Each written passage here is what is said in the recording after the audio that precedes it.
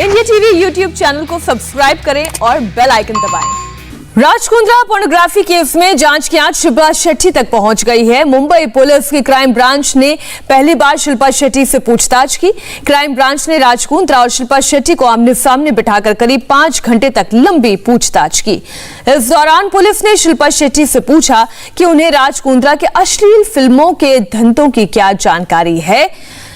Police ने यह भी पूछा कि कुंद्रा के इस धंधे में शिल्पा शेट्टी का क्या रोल है। आपको बताते हैं कि शिल्पा शेट्टी से कौन से 10 सवाल पूछे गए।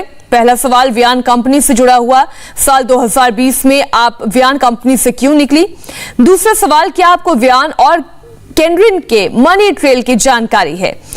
वियान के दफ्तर से पॉर्न वीडियो लंदन भेजने की क्या उन्हें जानकारी है। शिल्पा से पूछा गया, क्या आपको हॉटशॉट के बारे में जानकारी है। इस मामले पर भी उनसे सवाल पूछा गया, हॉटशॉट के बारे में क्या उन्हें पता है और अगर है तो फिर उसे कौन चलाता है। हॉटशॉट के वीडियो कंटेंट के बारे में आप क्या जानती हैं। क्या शिल्पा शेट्टी कभी हॉटशॉट के कामकाज में शामिल हुई। क्या कभी शिल्पा शेट्टी प्रदीप बख्शी से हॉटशॉट को लेकर बातचीत करती थी। राज कुंद्रा के मोबाइल से मिले हुए चैट और मैसेजेस के बारे में शिल्पा शेट्टी को क्या जानकारी है। इसके अलावा उनसे यह भी पूछा गया कि क्या राज कुंद्रा के सारे बिजनेस की वो जानकारी रखती हैं। राज कुंद्रा के खाते और पैसों के बारे में शिल्पा शेट्टी को क्या जानकारियां हैं। हमारे साथ संवाददाता राजीव सिंह जुड़ गए हैं। राजीव, ये कंपनी से इन्होंने रिजाइन क्यों किया, क्या इस मामले में कोई जानकारी है। अभी तक पुलिस को कोई जानकारी मिल पाई।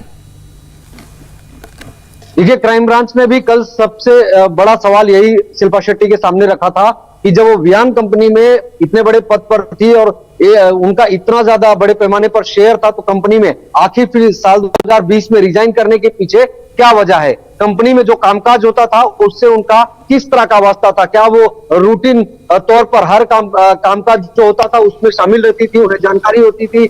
जो पैसों का ट्रांजैक्शन होता था उसको लेकर भी सवाल पूछे गए। और इसके अलावा क्योंकि अफ्रीका के बैंक का नाम सामने आया है, तो उसमें जो पैसों का लेन देन हुआ है उसमें से किसी तरह का कोई लेन देन शिल्पा शेट्टी के बैंक अकाउंट के जरिए भी हुआ है क्या, ये भी सवाल शिल्पा के सामने रखा गया है। और इसी मामले में अगर ऐसा कोई लेन देन सामने आता है तो मुंबई क्राइम ब्रांच की टीम इन्फोर्समेंट डायरेक्टरेट से भी संपर्क करेगी और आने वाले समय में शिल्पा को ईडी की तरफ से सम्मन हो सकता है। दूसरी अहम बात यह है कि शिल्पा से यह पूछा गया कि इस तरह के पोर्नोग्राफी का रैकेट चल रहा था, तो क्या उन्हें इसकी कोई जानकारी इतने समय में नहीं मिली। क्योंकि अगर वो कंपनी में इतने बड़े पद पर थी तो निश्चित तौर पर कभी दफ्तर जाती रहेंगी, कभी उनके कर्मचारी उनके घर पर आते रहेंगे, मीटिंग होती रही होगी, कभी पैसों के लेन देन को लेकर भी तमाम सवाल पूछे गए हैं। अब देखना यह है कि शिल्पा शेट्टी इनका क्या जवाब देती हैं। शुक्रिया पूरी जानकारी के लिए राजीव आपका।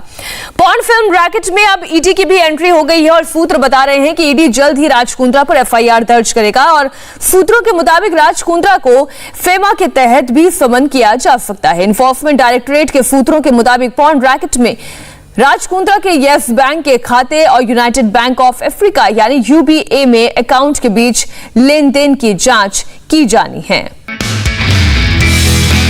नमस्ते, मैं हूं मीनाक्षी जोशी। वीडियो और खबरों से अपडेट रहने के लिए India TV YouTube channel subscribe करें, बेल आइकन दबाना ना भूलें। जुड़े रहें इंडिया टीवी के साथ।